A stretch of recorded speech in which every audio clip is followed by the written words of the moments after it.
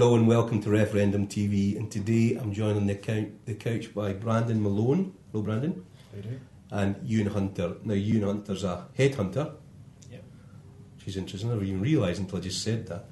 And Brandon Malone's a lawyer involved with Lawyers for Yes, is that right? That's right. Well, welcome guys, and I just want to start by asking you how you see the campaign going. Maybe Ewan, you want to go first? I think the campaign's been really refreshing. Uh-huh. I think it's been 2 years of very engaged, active discussion. Yeah. And certainly the campaign that I've been part of and seen with my own eyes has been very positive. I certainly don't recognise some of the stories that are being played out in the media right now. I think that's been exposed widely amongst the Yes campaign, but also exposed just to people who are walking around the streets going, well, where's all this horrible nonsense? Because you can't find it, it doesn't exist. Uh-huh. So I think the campaign's been good, it's been engaged. I think people have got involved and they've understood that now is their chance to get involved in democracy. And But what about the furthest purlieus of Twitterdom where you and I came across each other? Yeah. Do you think that particularly? I think there's been some unedifying comments on both sides. I think that there's a certain degree of freedom that some people feel, particularly when they don't use their own real name on Twitter. They can be just anybody. So I think they maybe discard some rules of normal behaviour. I think people like us three, we would all put stuff on Twitter that's we would say to somebody's face. Yes. And for me, I think that's the rules of engagement on social media. In fairness and in my defence, I am quite sweary, generally speaking, face to face. So if that comes across on Twitter, that's a genuine thing. Yeah, we'll say. But just to come back, so you think things are going well. What about you, Brandon? What's your take? I agree. I mean, I think it's been an incredibly positive campaign for the Yes campaign. The level of engagement, I think, is incredible. People who have never been involved in politics before, people who have never had an interest in politics. You talk about Twitter and Facebook, and everyone is now a lawyer, everyone is now an economist, everyone now is a professor of public law. It's fantastic, I think people are going to... It will be impossible for people not to remain engaged at a higher level than they were before. So if nothing else, that's a great thing. It's an interesting point you make there, because I think one of the things is the immediacy of the social media engagement, that these people who probably inhabit quite rarefied environments, all of a sudden they're doorstepped by somebody saying, see what you say, big man, that's a lot of rubbish. And this guy, maybe Professor Tompkins, who's been steeped in law for about 30 years, is suddenly having to make an adjustment. Yeah, I think Adam can look after himself. Oh, absolutely. You do exactly. You do get these debates, and you will get even within legal spheres, you will get lawyers overstepping their particular spheres of experience and expertise. But legal principles, they can be extended to other areas. So you can argue a legal point. If you're a lawyer, you're legally trained. You can read cases and books and statutes and treaties and talk about them intelligently. But yes, it's amazing the claimed expertise by the general populace. And it's great that people are engaged in that way. Well, you can't really put your CVs online for people to browse, can you? Do you see if you're it's called credible? LinkedIn, but yeah. Do you see if you're credible or not? No, I see that, and you do get, and it's a little bit. You've lost the argument if you have to reduce yourself to credentialism and say, well, actually, I know better than you because this, that, and that. You've got to go with the strength. Well, you think that's a wrong strategy? If someone has to say, I know best because I'm a qualified football referee and I use it all the time. So, no what you argue, but I'm a referee here. Football. Well, if you have to do that, you've lost the argument. It's better to win the argument on its merits. Right. Always. Yeah. Because, that's what it comes to. There are, if you're in court, sometimes if a QC with a great reputation is saying something, it might. But generally speaking, the court's wise enough to look at the strength of the arguments and not just how they're being put. So it comes down to the merits. And the great thing about being on the yes side is that we've got the best arguments. Oh well, and so see all of us. That was very well put. I completely concur with everything Brandon said. And what I find fascinating is the prominence given to a number of alleged experts, in across the whole debate. So all of a sudden, economists, none of whom predicted the 2008 crash, are suddenly able to predict what's going to happen for the next 20 years. that's staggering. And always in the negative for an independent Scotland. It's always in the negative.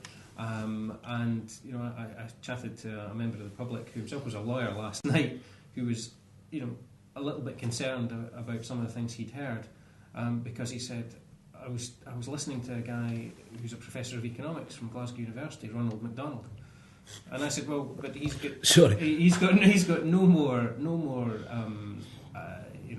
ability or reason not to be influenced by his own political beliefs than anybody else. Yeah. But during this debate, a number of people have forgotten those basic rules, we can. My answer to him was, of course, that Professor MacDonald's colleague, Professor Anton Muscatelli, is precisely on the opposite side. Ergo, why would you base a political decision on what economists tell you?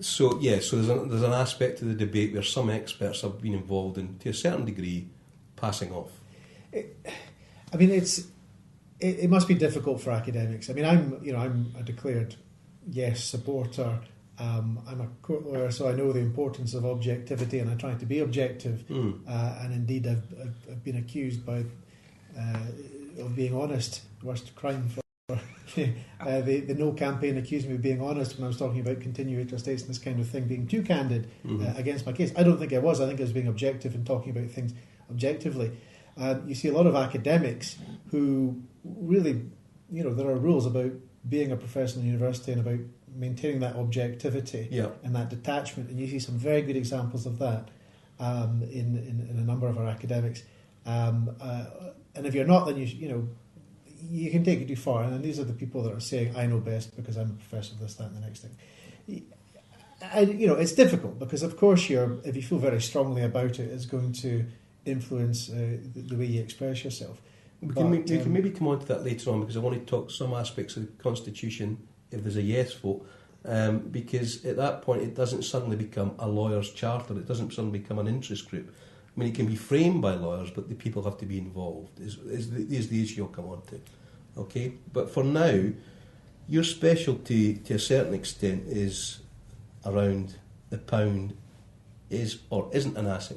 How stands the pound? Well, I mean, my specialism is dispute resolution, and then the pound. I suppose that's an economics argument to an extent, but the pound it's not an asset in the sense of a warship's an asset. You could sell a warship to the French and divide the proceeds, for example. You can't sell the pound to anybody. It's a means of exchange. Fine, and therefore the Better Together campaign are saying, and Adam Tompkins, who I've had exchanges about this with, saying the pound stays with the state and that's it. Now, there's argument around that, but if you take that as a given and say, okay, well, the UK, the Bank of England's down there, London's down there, is going to carry on and keep the pound in that sense, the response to that, the Scottish Government's response to that is, well, we're not taking any debt then. My take on that, trying to be objective, as I say, is that, clearly the debt is UK debt, and if our UK is a continuator state, it takes the debt. It's already said it's taking the debt. In February it said that, yeah. Yeah, and so it's up to the Scottish Government. International law then says you have an equitable division of assets and liabilities. So it comes down to what's equitable. Now, if the UK is saying, well, we're keeping the pound, I think it's entirely legitimate for the Scottish Government to be saying, well, in that case, we're not taking the debt, or certainly we're taking a greatly reduced debt, because the pound, it's not an asset in that sense, but it's clearly got value. Yeah. That's why it's being debated so vigorously. Absolutely. Because if we don't have the pound, and this is the whole of the UK Together, the Better Together argument, is that, well, if you don't get the pound, then you need to do this, and this. It's going to affect your credit rating. Yep. You're going to have to... Bonds are going to cost more. Yep. Borrowing's going to cost more, all these things. Now, whether you accept that or not, and that has been, as a number of people have been saying the last few days, the dangers of that, or the problem, the downside of that, greatly exaggerated. Yep. And I subscribe to that. But on any view, it has a value. Now, how do you account for that? You account for it in negotiation. Yeah. Which we put you on your other hat for a second in terms of dispute resolution. How do you see this going? We will come on to you in a second, Ewan, but I want to just work this scene just now. Well, I think it's going to come to a sensible resolution very quickly, is my view. Right. We do see that there's going to be 5 years of this and 10 years of this. I think the basics will be agreed very quickly. And I think that because it's in both sides' interest for it to be agreed quickly, Absolutely. and I think there'll be incredible pressure from the markets, from the EU, from the UK's allies to sort something out quickly, because it has the potential to be a source of instability, and therefore it's very sensible to agree it.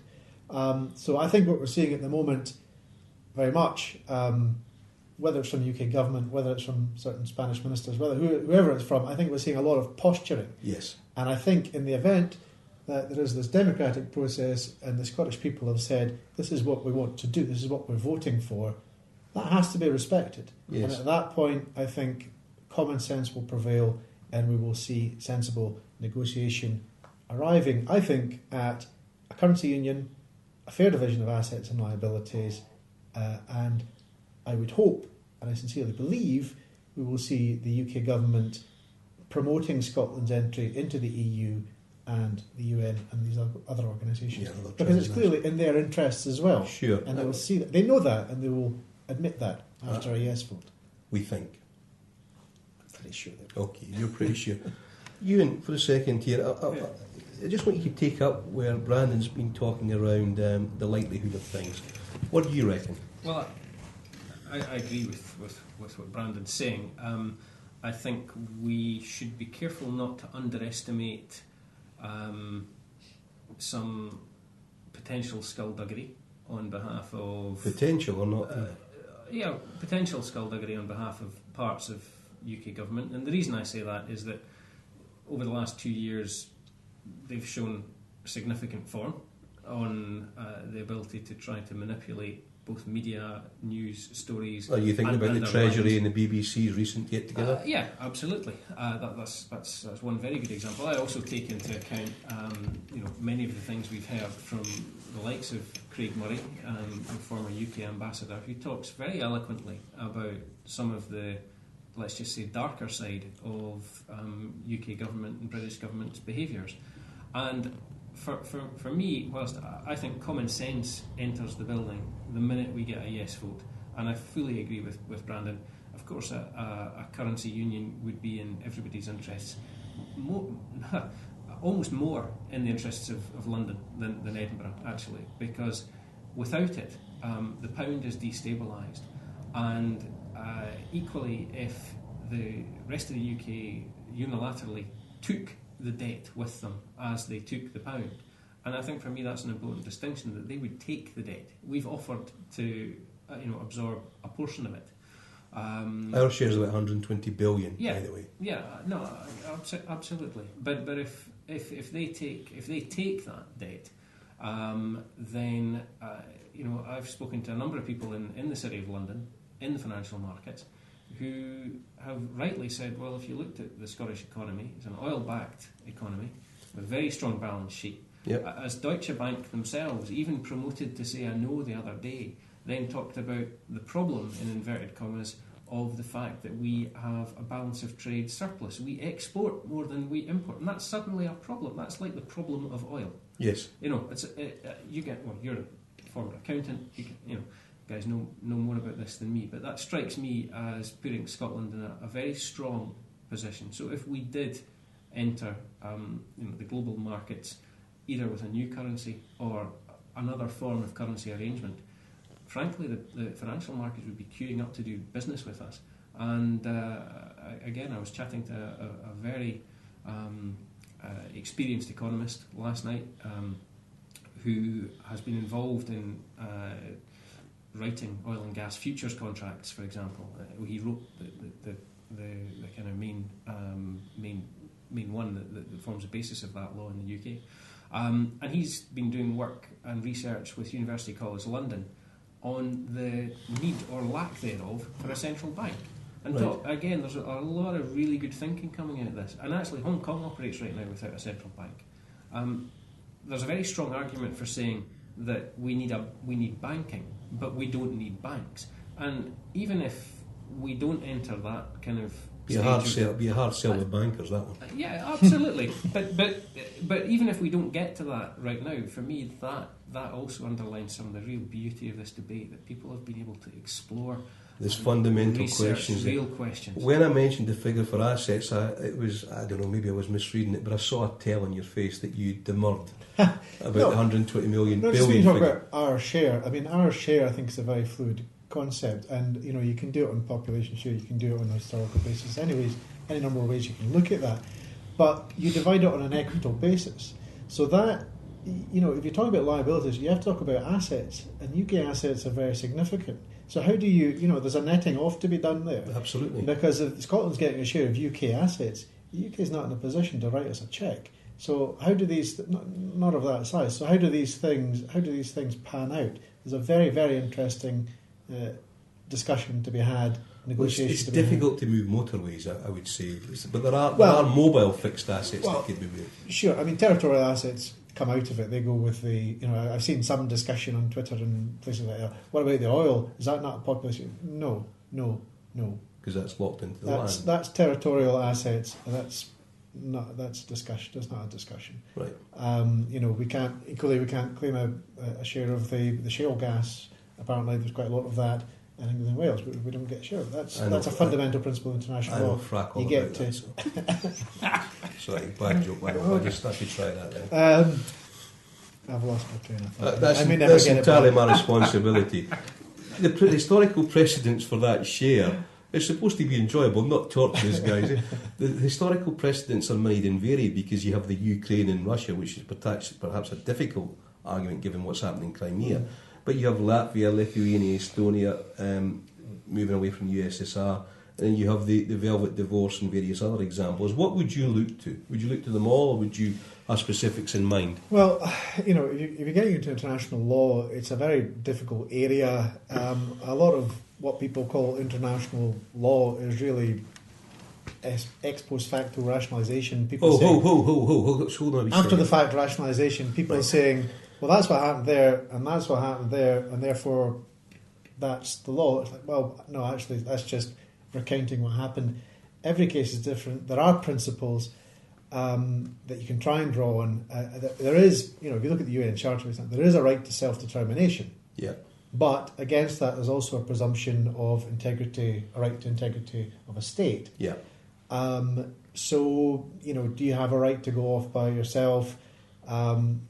These are complex areas. Normally, only if the main state to stop representing the part that's wanting to break away. So the difficult questions there.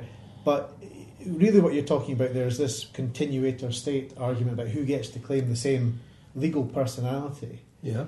Now, so you had Czechoslovakia where neither state claimed it and said we're both applying to be new countries. You had Russia, where they eventually established themselves as a continuator of the USSR. How I would see this panning out is, I don't think this terminology is terribly helpful. Some people are very wedded to it, but you've seen people like David Sheffer arguing that, well, actually there should be effectively two co-continuators. Now, a lot of people struggle with that as an idea. So, well, you can't. You can only have one continuator state. But he argues very convincingly, I think, that international law is flexible and fluid and hasn't really caught up with this modern democratic process. I don't know that, as I say, I don't think the terminology is terribly helpful. I think what ought to happen is what people like Sir David Edward, QC, has argued, which particularly in the European context, which is that the UK goes to Europe and says, here are two effectively new states, but effectively two continuating states within the EU framework. I think that's what ought to happen, because I really think that, and you don't hear a lot about this, but my view is that the UK has an obligation to Scotland to achieve that for Scotland, and I'm firmly of that view. Whether you still call that a legal obligation, Sir David argues about European obligations of goodwill. Certainly in terms of moral obligation, I think the UK owes that to Scotland for 300 years. There's an interesting territory to move into, which we won't, by the way. Okay. The morality of things. I'm a lawyer, I know what to talk about moral. Okay. He said that, not me. I think Brandon raises a key point. and something I was talking earlier to a friend about, who had a concern about the EU question. And of course I was reminding them that there's the fact that there is no mechanism at all to eject 1% of the EU's citizens, which is what Scotland represents. That, I think I'm right in saying, doesn't exist as a mechanism. Can we just check that out? Is that the case? No, that's right, and you can read all about that on the Lawyers for website.org. But did you get that? It's Joanna Cherry .org. Lawyers for check out there. Joanna Cherry Kesey, who's a convener, did an article about that, and a number of lawyers have come to that view. I mean, the contrary argument is, if you leave the UK, you leave your UK citizenship, and therefore you lose your EU citizenship. But that falls down on a number of points, really. Not least that we're very likely to maintain our UK passports, but more likely because there will be a deal on the EU. But you're right, there is no, and there's a very strong argument that regardless of all that, you get to maintain EU membership. Can we come back onto that point? Well, I think the further points are that it's very simple in terms of the EU, because both in terms of their own philosophy around enlargement, where is seemed to be reasonable, and indeed it isn't even enlargement. And for me, I totally subscribe to Brandon's view that this is not remotely enlargement, and therefore actually a co-continuator state proposition seems to me eminently sensible. But moreover, the political reality is we have 20% of fish stocks in the North Sea. We have 25% of the entire renewable energy potential of the EU, and we currently are 60% of the oil and gas reserves, and that doesn't include potential new finds. So, so it's politically expedient, is what you're saying. What I'm saying is, A, it is politically expedient, and B, if you looked at the alternative, the Spanish are going to keep pretty quiet about this, because regardless of the Catalonia discussion, the Spanish economy is not in a position where the Spanish government could be seen to, in effect, be acting against the interests of their own fishermen by denying them access to the North Sea, which is what they would be doing. Right. Never mind, as I say, the fact that we are Europe's largest energy-producing nation. I actually think the boot is pretty much on Scotland's foot when it comes to those negotiations. I think the co-continuator state will be found to be the simplest and most politically expedient route for all parties. So and I include the UK. So we're both agreed, you both agreed, it seemed, that there's going to be a realpolitik kicking in towards the early hours of Friday morning, should it be yes. Can I just come to, and this is to play into Ewan's specialty to a certain extent, but obviously you have say in this too, which is around the issue of the personalities involved in the campaigns. You're a headhunter, which means you assess people for particular roles and see their merits or their demerits. What's your view on the main personalities of the campaign, and what would you see as the main personalities of the campaign? Obviously, excepting you two guys, clearly. Yeah, obviously. I think Alex Salmond, on the yes side, start there. I think Alex Salmond has come out of this referendum extremely well. I know there continues to be a negative press, surrounding him, and it's a very deliberate and very directed case. Better Together have tried desperately to play on that and to big that up. But the beauty of social media, etc., is that all of that has been exposed for precisely what it is, and it's baseless. If you meet him, he's a very straightforward, honest, pleasant kind of guy. And I had the good fortune of spending 10 or 15 minutes with him 2 days ago. And he spent most of the time talking to my 3 kids, which was fantastic. And they themselves, I think it's illustrative, came away saying, yeah, what a nice guy. Yeah, now, for me, it's like you put the dog in front of somebody, or you put your kids in front of somebody, you'll get an instant and very honest response. And 99.9% of the time, they are absolutely spot on as well. So from a distance, I think Alex Salmond has held himself very well. He's been very consistent. Everything he said with integrity. Now, I am admittedly predisposed to seeing it like that, Sure. because what he says, is firmly stuff that I believe. Referendum TV represents balance because we don't perceive balance elsewhere. Oh, So that we're pro yes. so, yeah, It absolutely. balances things up. Okay, so just bear that in No, mind. absolutely. I'll accept that. At the same time, when you look at things like body language, how he's conducted himself, given the amount of time, pressure, stress, he's been under. Although as Brandon Schiff says, you mentioned body language. I don't know what that was about. We'll come back to that. I think he's. I think Alex Salmond, as I say, has come out of it very well, and more people that I know who had a negative perception about him, who I've spoken to about this over the campaign, have come to realise that negative perception was based on nothing. These are the ad hominem attacks that we're talking about to a certain extent. Absolutely, and you're not the only one that uses Latin. I'll need to come in with a Latin phrase in a minute. I think it was typified at the final point of the second leaders' debate. We could have a big argument about whether Alistair Darling really is the equivalent of Alex Salmond. It should have been David Cameron. I've said it all along, and I think No have made a colossal mistake, incidentally, on that front. But again, it exposes exactly what they are, which is disjointed, ill thought through, and incoherent, actually, about their whole position. But that aside, at that final leaders' debate, Alex Salmond said, well, this may be the last big opportunity in front of the cameras to talk to people directly. And he gave what I think was a very statesmanlike final closing speech. And it was on the money. And it was what it should have been. And he was what he should have been throughout that debate.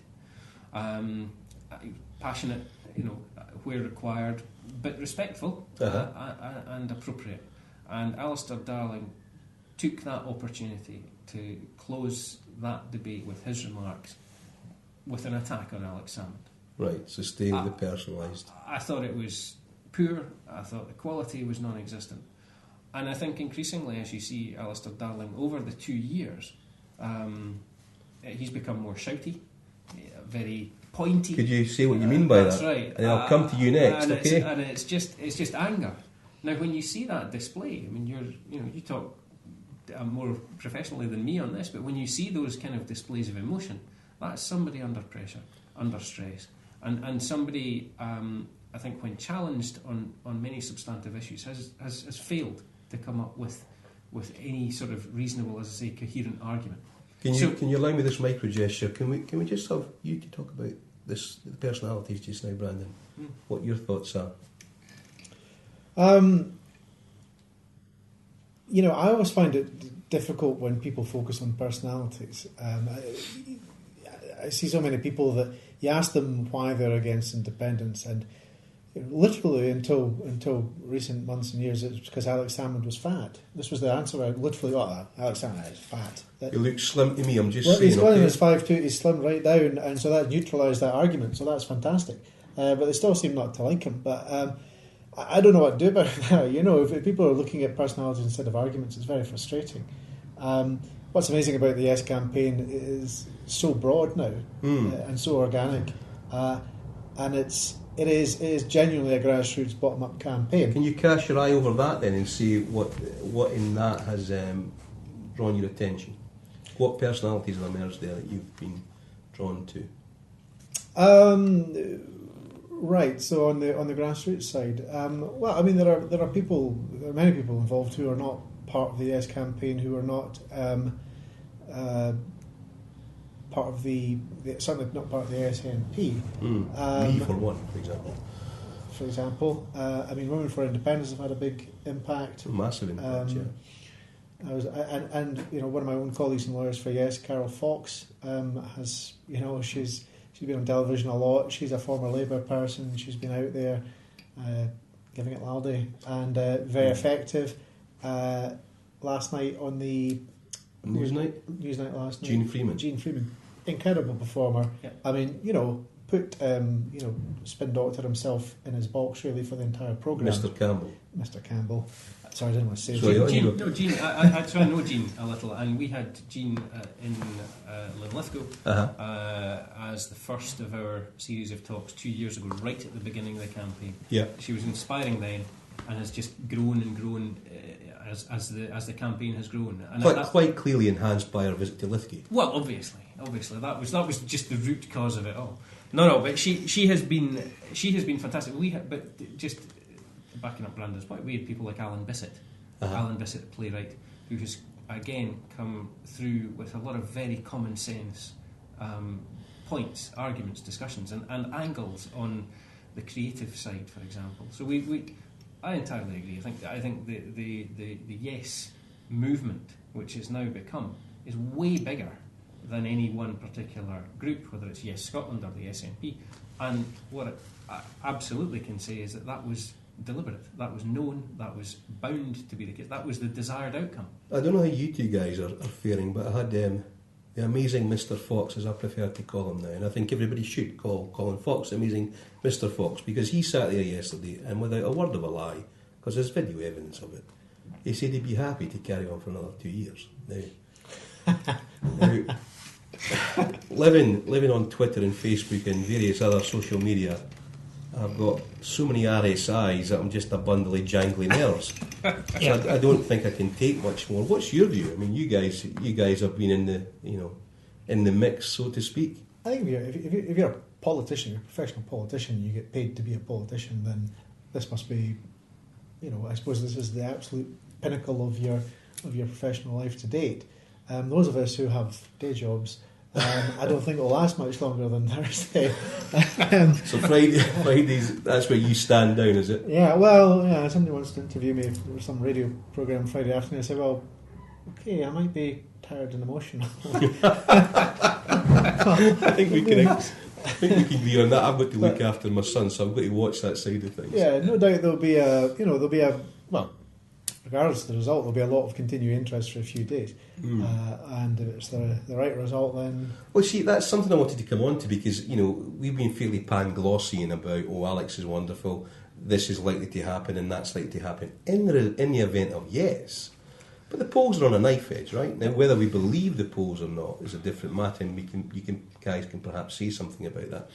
But if it is a no vote, what happens? Let's go to you, Brandon. What happens if it's a no vote? Well, I'm very worried about a no vote. I'm not worried that there will be a no vote. Actually, I don't think there will be. But the consequences of a no vote I am worried about, because I think the wind would come right out of the sails of Scotland. I think it would be an incredibly bad PR message to the world when we're trying to sell Scotland. One of my roles, I am trying to sell Scotland to the world. And the PR message of, we don't want to run our own country, we don't think we're up to it. I just think that's an absolute PR disaster. But when you see the wind out of our sails, could you explain what that means? You're picking me up in a cliche, I like it. What I mean is that the positive energy, that this awakening, this optimism, we're then faced with, right, we've got however many more years of Tory government, we've then got this possible Boris Johnson, Nigel Farage coalition to look forward to, and £25 billion of austerity, pressure on the Barnett formula, which wasn't guaranteed in the very regardless of what's trying to be presented. I think, I'm really worried about certainly the effect on the funding of Scotland. The extent to which we get our own money back. But come on, isn't that you just doing what Project Better Together / Fear have been doing, which is in bringing on the fear for the consequences? I'm expressing my private concerns. You asked me what I'm worried about, and I am genuinely worried about that. Okay.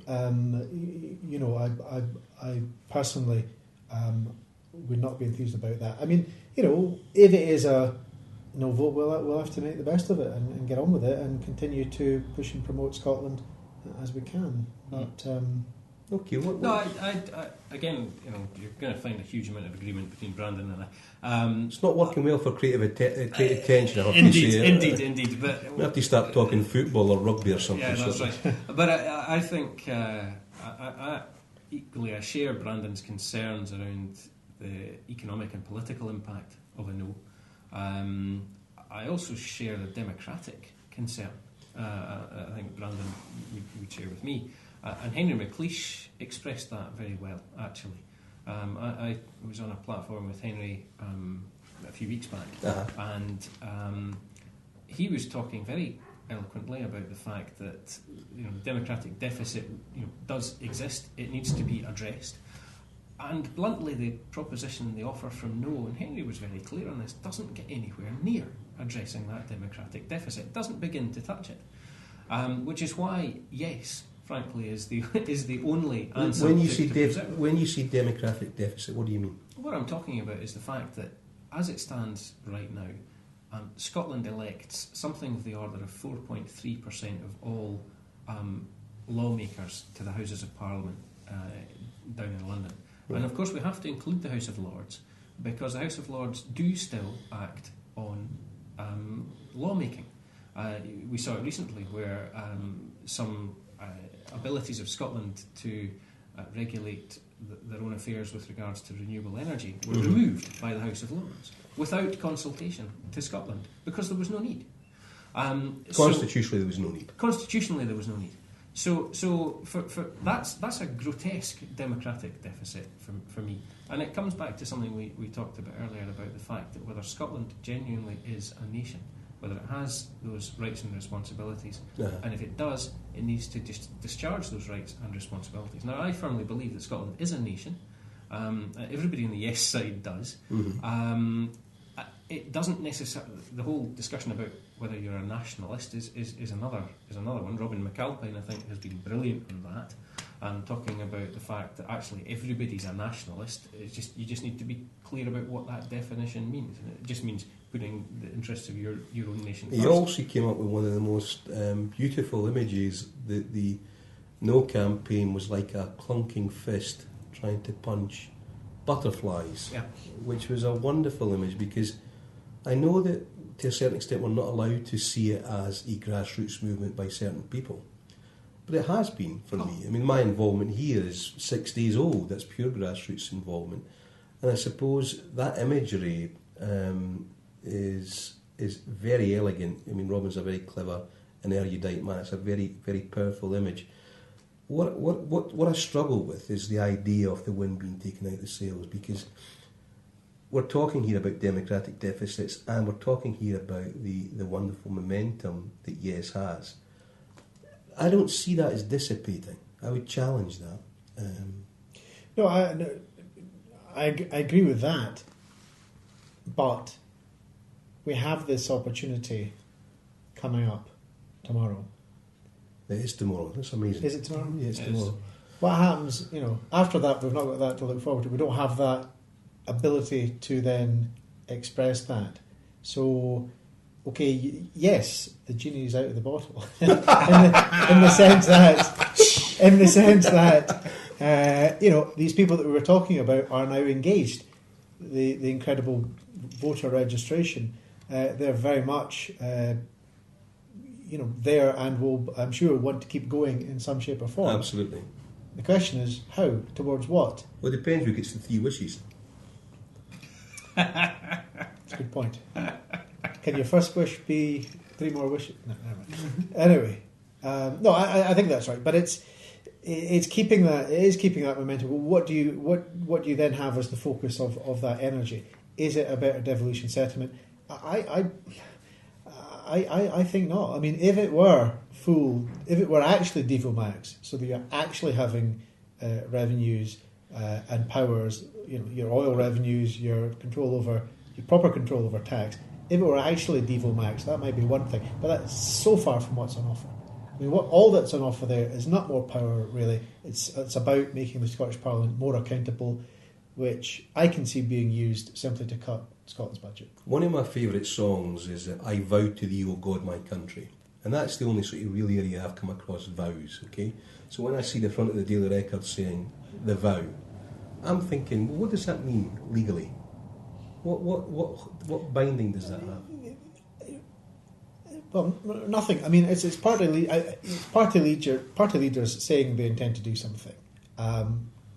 Nick Clegg made a vow on tuition fees, which, because it wasn't a pledge. What's the difference between a pledge and a vow? Nothing, neither has.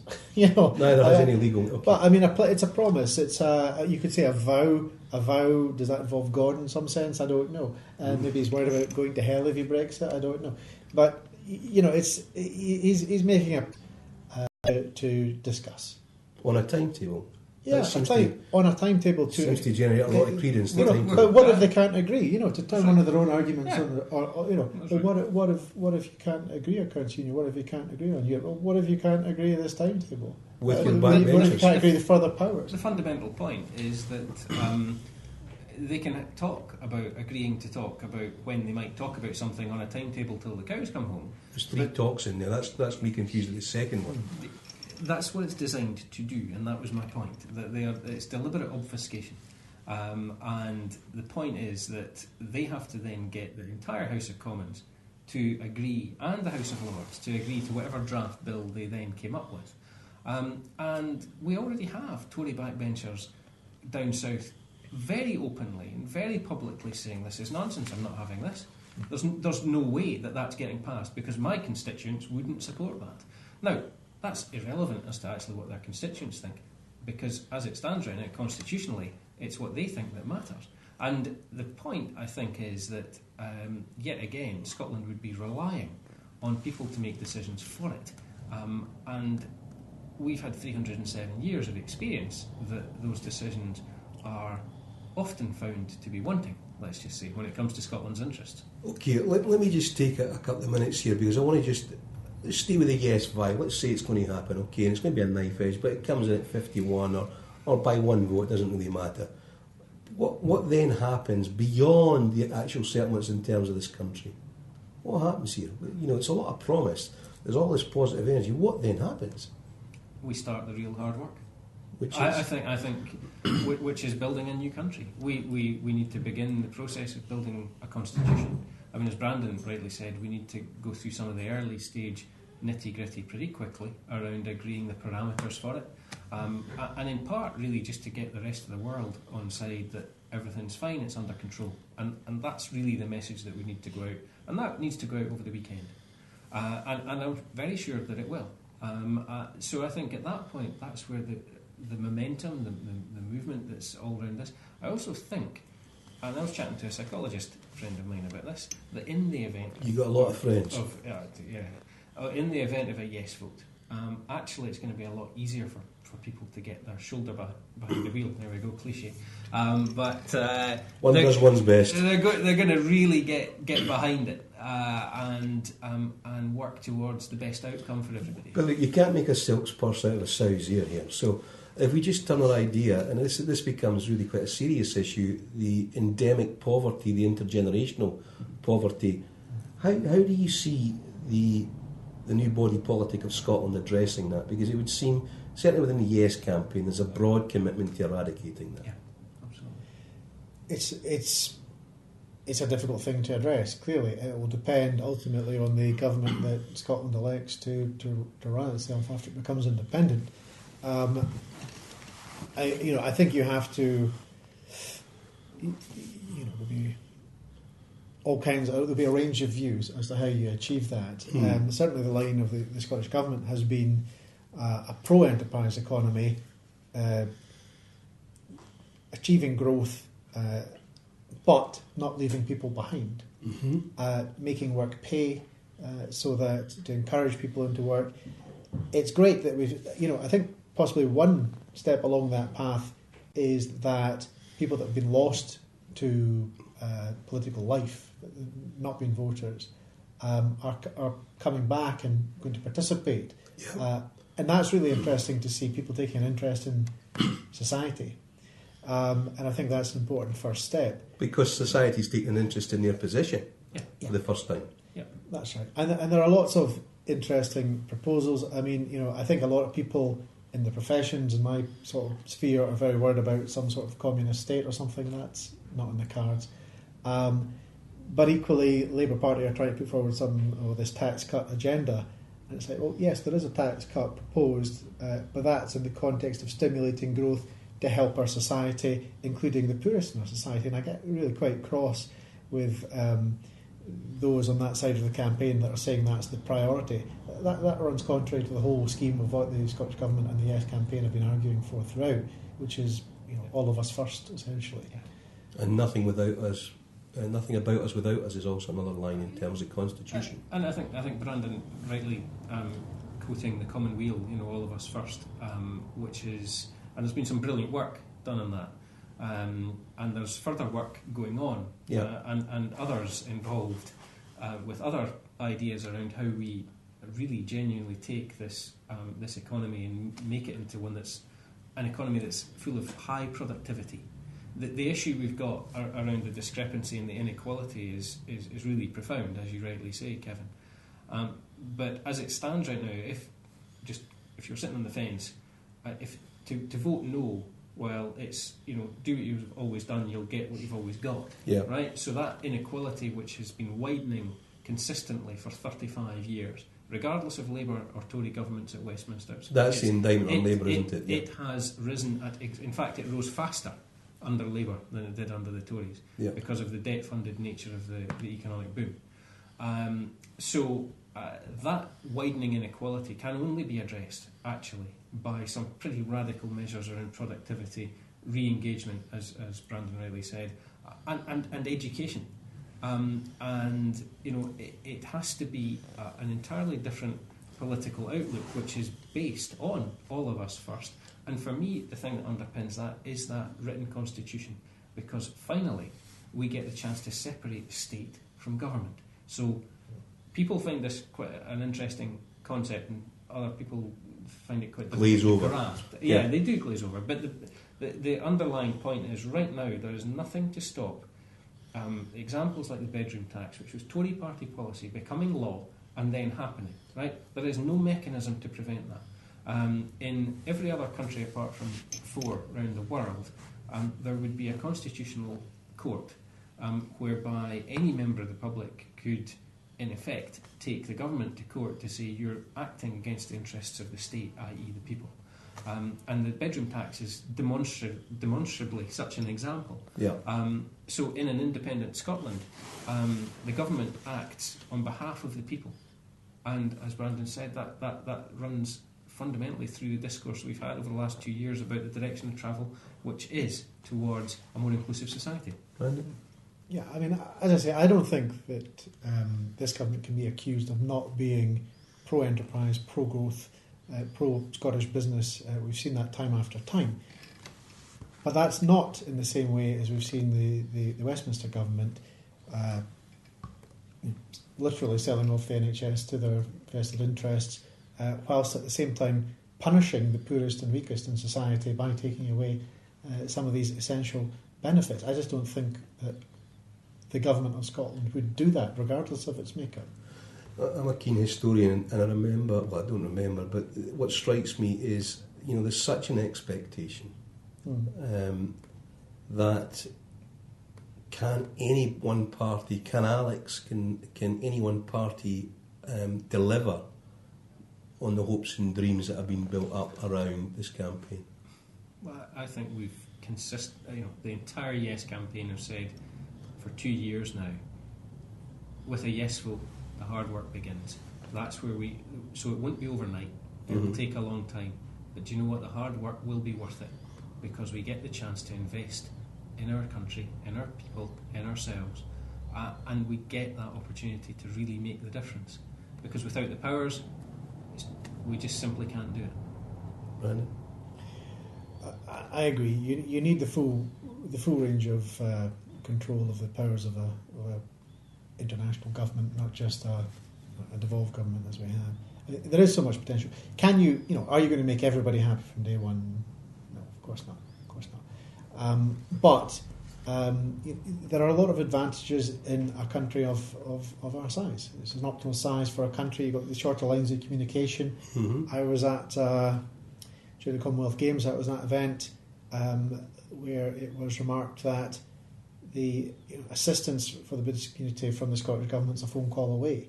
And it's that ability to move quickly, to react quickly in a controllable, manageable size of a country that means we can be small, efficient, nimble, modern, and engage with the world in a positive way, without wasting and spinning out resources on a lot of the unnecessary machinery of the UK. And I'm not just talking about the obvious things like Trident in the House of Lords. I'm talking about the City of London, for example, an incredibly expensive place, the most expensive place in the world to have your capital, bar Monaco. You look at Crossrail. If you look at the £3 billion they're about to spend fixing the plumbing in the Palace of Westminster, it's an incredibly, it's a gold-plated, copper-bottomed, expensive machine. We don't need it. We don't need it in this day and age. The UK government is still trying to play a role on the world stage, and it's incredibly expensive to do that. We don't need to do that. We can focus money on things which are far more beneficial to the people of Scotland, and that's what I think we need to be doing. There are lots of different interesting economic ideas people have around the world that we can look to and borrow from. Your differential between the poorest and the highest paid in a company, I think, is interesting. What, the 1 to 20 ratio, or 20 times the growth? That kind of ratio. I mean, where I think we've got lost, and you can come in on this, but where I think we've got lost is allowing these. I won't use the terminology that Tony Banks used the other day, but these corporate players who are in there. I'm intrigued what Tony Banks said. No, he suggested to me I think it was. Anyway, it was to do with selling your body for money or something like that. Anyway, but he was joking to me. But these guys, that they don't own the company, and it's a bonus-based culture, and it's not healthy. So if you own the company, if you've got skin in the game, yes, by all means, take as much risk as you like.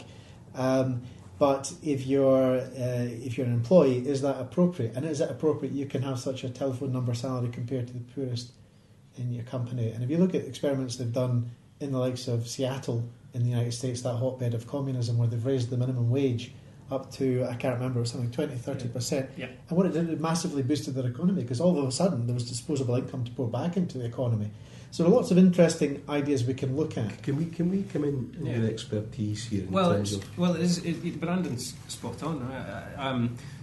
The differentials in terms of company salaries is a key one. So back 35 years ago, in average terms, your kind of higher end of a business versus your lower end was operating at a ratio of about 6 to 1, right, in terms of salaries. That's now blown out of the water entirely. Especially when you're representing them in the UK. Well, I work on behalf of organisations who pay me, and obviously I'm trying to do the most appropriate deal. Incidentally, I do apply both morality and integrity to that. I'm absolutely sure you do. So, however, I know others are perhaps less scrupulous. The key point, however, is that this kind of boardroom culture, this greed culture that has pervaded the last 35 years, has not actually aided the UK economy, and this is the greatest perversity of all. That the productivity remains remarkably low, and for me that's one of the really key things we get the chance to fix with a yes vote. Because we actually produce a very highly educated nation of people here in Scotland, but we don't have the high pay jobs in a really brilliant, optimised economy in the way that we've got a decent economy, but it could be so much better if we unleash the talent that we already produce. How do you go about doing that? So, I guess I come on to that. That's where. When we talked about some of the work that Robin McAlpine and the guys have done at the Commonweal around how we actually reshape our economy, there's bridges that need to be built to get to that point. And for me, it's wrapped up in a whole host of things. So we get people who have the right kind of thinking, the right thinkers around the table. We engage as wide a cross-section of communities as possible, and we continue with this movement, this positive energy that's been built up to try to implement new ways of doing business and new... How does that work with transnational companies? How does that work with multis that have the different cultural experiences elsewhere? Do they just tailor it to the new Scotland? Yeah. I mean, they do. The kind of idea that somehow you should be beholden to big multinational corporate interests and bend yourselves to their shape is just a nonsense. The BPs of the world operate in whatever legislative environment exists on the ground. If there's oil in the ground, for example, they do what they can to make sure that they're in line to get that oil out. Again, as I say, the idea that you're beholden to those big multinational corporate interests is proven to be nonsense. Looking at some of our Scandinavian friends, where their average wage ratios are far closer to what ours were 35 years ago. They also have a more balanced education system. They have an understanding that actually happiness doesn't necessarily come from everybody being wealthy. And so they have a far more redistributive system of government and wealth. That leads to better health and better wealth outcomes. And I think everybody probably agreed that better health and better wealth ultimately is what this is all about. I think we could tease out the causality there in another programme. Brandon, what's your view? No, I think that's right. How do you get there? I think it's. I certainly agree with what you're saying, but other factors like equality. We as a country cannot afford to waste talent, and we do by whether it's by excluding women, excluding people from more disadvantaged background, or effectively excluding them because of the way our setup is. And that talent has been lost to us for too long. I think that's right. I mean, I think what I've experienced, my colleague Sean was asking me earlier what I thought what were standouts for me. I don't think I said clearly enough, but you guys touched on it earlier on. Gene Freeman, Nicola Sturgeon has been absolutely outstanding. Yeah. Also, a person I greatly admire, Natalie McGarry, has been great taking on TV shows. And so there's a lot of people who don't normally get airtime we have in this process, which I think is a great example of how things can be done, have stepped up and performed particularly well. Mm-hmm. Yeah, absolutely. And I guess maybe putting a little bit more flesh on the bones around how we get to this new world. It's an iterative process. It's not one that happens Friday morning, but we do get to look at how companies and organisations are constructed, share ownerships, the tax system and how you incentivise or disincentivise certain behaviours, with the ability to control all of that, create the right environment. But the point is, producing that, the only way we get to retain that talent is by having the jobs to do, and we have the jobs. The job of creating will be a wonderful experience for all of us. It certainly sounds the way you guys describe it, and that's enough. It is a reiterative and recursive process, but with the goodwill engendered here on show here, it sounds marvellous, really. Where are you going to be Thursday night? At the count, invigilating. Watch him, he sees everything, he's all seeing. How about yourself? Thursday night looks like plans are still being finalised, but it looks like it'll be a more domestic setting. Right. There might be the odd little bit of imbibement happening, just to help carry the night through, but restrained because Friday will be busy. Friday you're on the radio, aren't you? Friday, so we'll see. That may or may not happen. Well, guys, it's been an absolute pleasure. Brandon Malone, thank you very much for coming in. Ewan Hunter, thank you very much for coming in too. And I hope you thoroughly enjoy Thursday into the wee small hours of Friday, as I fully intend to, while sitting on this couch, addressing you guys out there, wherever you are, and hopefully it'll be presenting a yes victory. In the meantime, there will be further interviews, and we start live tomorrow at 10 p.m. and right through until the result. So thank you very much from Referendum TV for now.